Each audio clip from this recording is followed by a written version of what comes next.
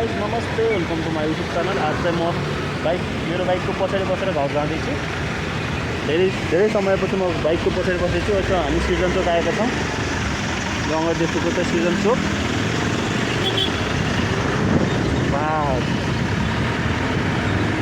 अहिले हामी ट्राफिक जामबाट खुलेर अगाडि बढेका छौँ।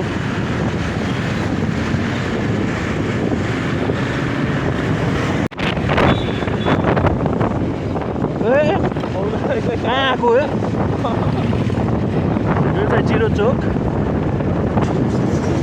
सिधै आएको त बुझ्यो त यार।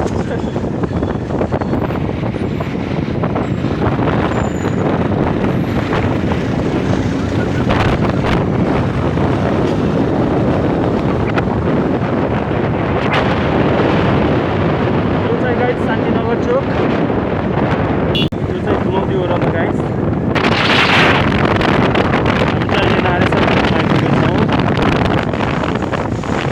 पाटन हामी चाहिँ यहाँबाट राइट टर्न गरेर जाँदैछौँ।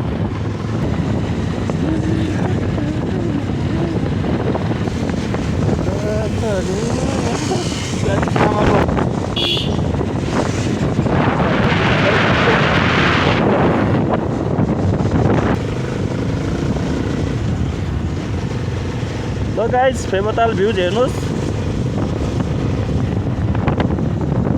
राति पानी परेर अहिले चाहिँ तल भनेको चाहिँ तालबराई मन्दिर। हामी चाहिँ तालको छेउछेउ हुँदै जानुपर्छ।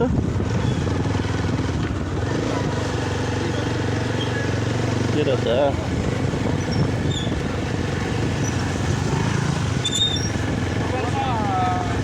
ए हल्दा खोल्दी हल्दा उ गर्ने नेपाल प्रहरी पनि तैनातमा हुनुहुन्छ सबैजना। देश प्रहरी गाउँबाट आएर खटिनु भएको छ। यता सशस्त्र प्रहरी जीवहरू पनि खटिनु भएको छ।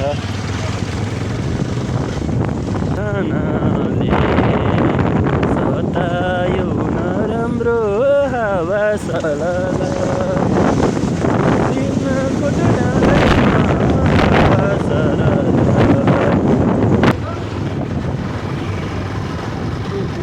डर लाग्यो कतै बसेर हिँड्दा। धेरै पछि बस्छ यार बाइक चाहिँ बसेर।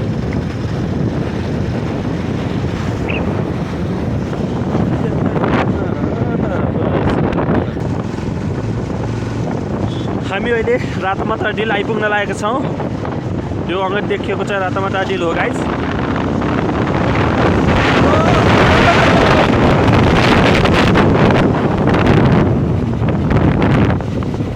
स्तूपा माथि चाहिँ देखिन्थ्यो शिवजी मन्दिर, तर आज चाहिँ त्यो लगाएर केही देखिएको छैन।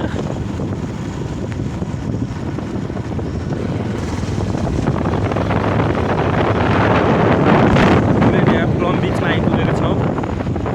तपाईँहरू को आउनुभएको छ कमेन्ट गर्नु होला।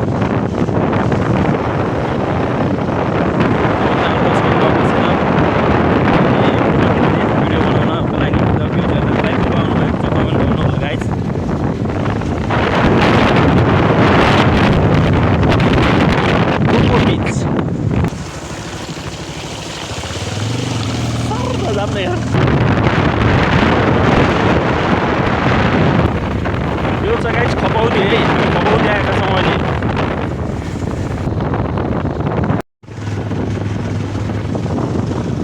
यो चाहिँ माछा पोखरी, त्यहाँदेखि माछा पसल।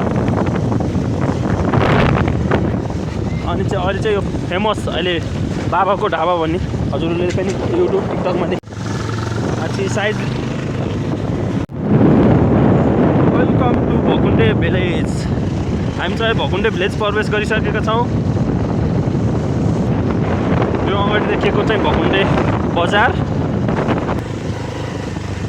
यो देखिएको खेत छ नि गाइस, पहिले यो सबै ताल थियो अरे भन्ने सुन्नमा आएको छ है। हामीलाई त थाहा भएन। अहिले चाहिँ सबै खेत बनाएर धान रोपिसकेका छन्। बर्खामा चाहिँ अहिले पनि गाइस बाटो यस्तो चिप्लो छ। बाइक पछाडिको बाइक सबै लिरिकिरहेको छ।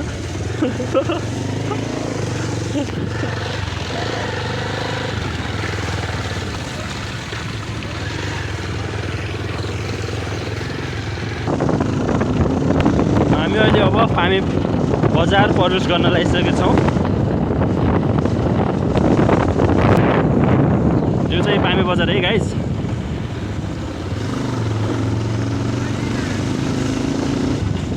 हेर्नुहोस् पामे बजार। हाम्रो पामे बजार भनेपछि जता पनि चिन्ने यो हाम्रो पामे बजार फेमस ठाउँ। यो देखिएको सबै खोलो बग्यो पहिले अहिले हेर्नुहोस् गाइस। यहाँ सबै बिराएर जग्गा बनाएछ। खोलो चाहिँ एकतर्फी मात्रै ढुम्राएर।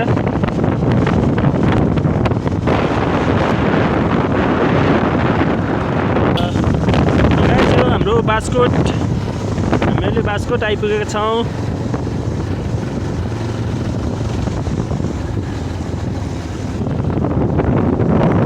वेलकम टु लौरुक बजार। हामी अहिले लौरुक बजार प्रवेश गरिसक्यौँ गाइस। यो अगाडि देखिएको चाहिँ लौरुक अनि बजार।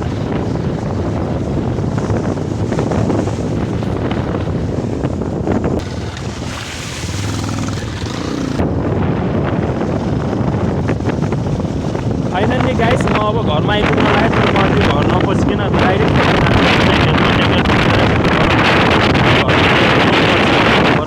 लगिँदाखेरि भ्याइ पर्छ पढ्ने, नत्र अर्को दिन आउँदा पढ्नु पर्ला गाइस। यो अगाडि देखिएको चाहिँ कार्कीको तगरा। अनि मेरो घर जाने बाटो चाहिँ यहाँबाट है अलिकति 100 मिटर अगाडि गएपछि मेरो घर आउँछ गाइस। तर म अहिले घर नपछि जाँदैछु किनकि हाम्रो हतार छ अहिले। यो अगाडि देखिएको चाहिँ म पढेको स्कुल श्री सिद्धप्रा माध्यमिक विद्यालय। हामी यहाँ 12 क्लाससम्म छ। यो अगाडिको चाहिँ खहरे खोला पुल। यो खोला अहिले यत्रो भइसकेको छ। हामी यो पहिला स्कुल पढ्दाखेरि चाहिँ यहाँ खोला पुल थिएन। हामी यो खोला सबै तरेर आउनुपर्ने थियो गाउँबाट आउँदाखेरि।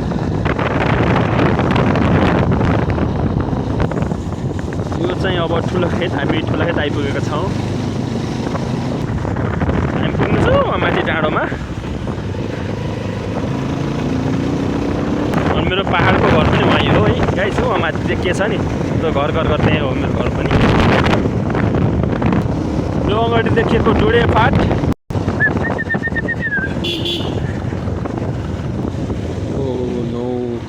Oh no.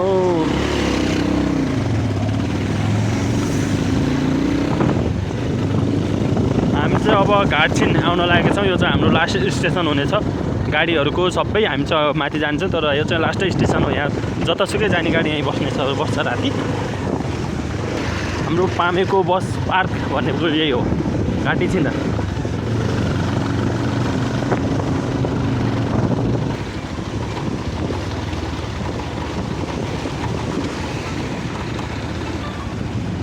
हाँडी खोला पुल जाम। यो हाँडी खोला पुल, यो हाँडी खोला हजुरहरूले देख्नुभएको छ र कति त आउनुभयो होला यहाँ माथि पौडी खेल्नको लागि पनि। तर यहाँ चाहिँ पौडी खेल्न खतरा छ। हजुरहरू सचेत भएर आउनु होला पौडी खेल्नको लागि। हामी चाहिँ अब कच्ची बाटोमा लागिसक्यौँ। यहाँ चाहिँ बाटोमा गाडी बिग्रेर बसेछ। म चाहिँ झरिसकेँ। झरेको गाइस धेरै पछि आफ्नै बाइकको पछाडि बस्ने निकै डर लाग्दो रहेछ। अझै झन् कच्ची बाटो त आउन बाँकी नै छ।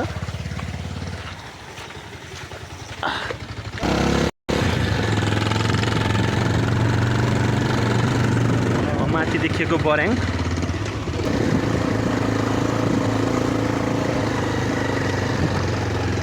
स्लोली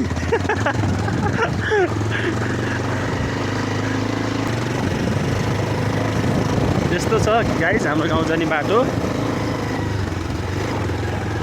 अहिले बर्खा लागेको छ झन्। अन्त आज त अस्ति हिँड्दा गाह्रो भयो भने लिएर आएको।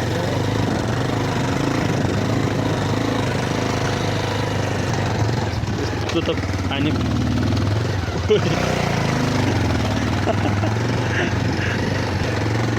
म फर्स्ट टाइम अहिले पछाडि यस्तो बाटामा बसेको कच्चिया। र त सधैँ आफूले चलाउने भएर होला डर लाग्दो रहेछ पछि पर्छ त।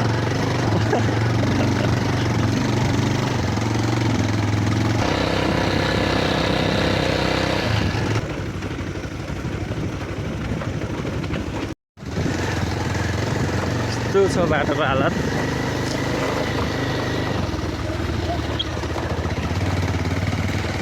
अब हो ए गाठे खोइ गरु कुदेको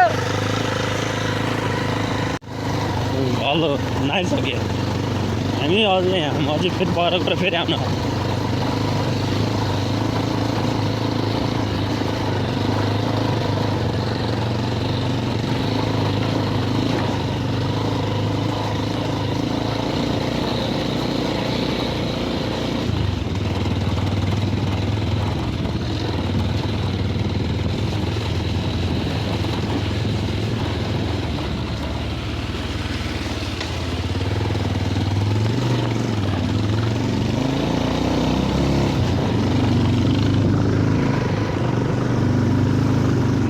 हजुर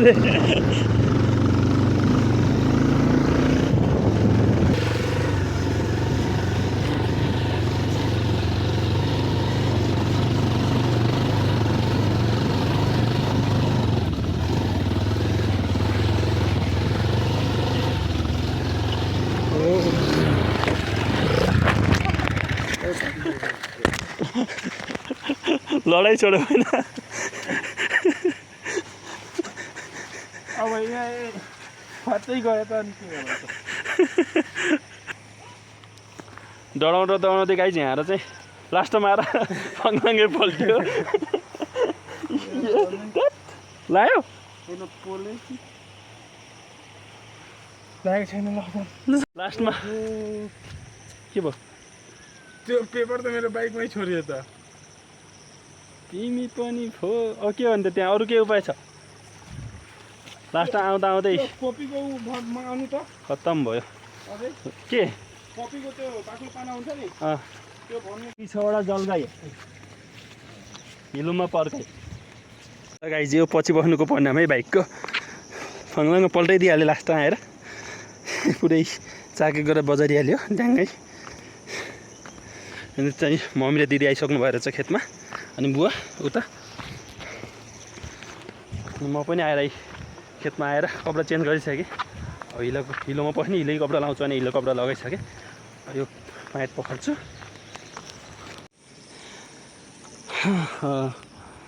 गाइज हामी अहिले खेतमा आएर हाम्रो जोत्ने हलो अनि यसलाई हाते ट्र्याक्टर खोल्दैछौँ हिजो हामीले यति बनाएको अनि यो गरौँ जोत्दै हुन्छ कि भनेर ल्याएको यो ट्र्याक्टरले जोतेन हामी चाहिँ ट्र्याक्टर बनाएर अब फर्किसक्यौँ मेरो भिडियो सुरुदेखि अन्तिमसम्म हेरिदिनु भएकोमा धेरै धेरै धन्यवाद अब नेक्स्ट पार्ट अर्को दिन आउनेछ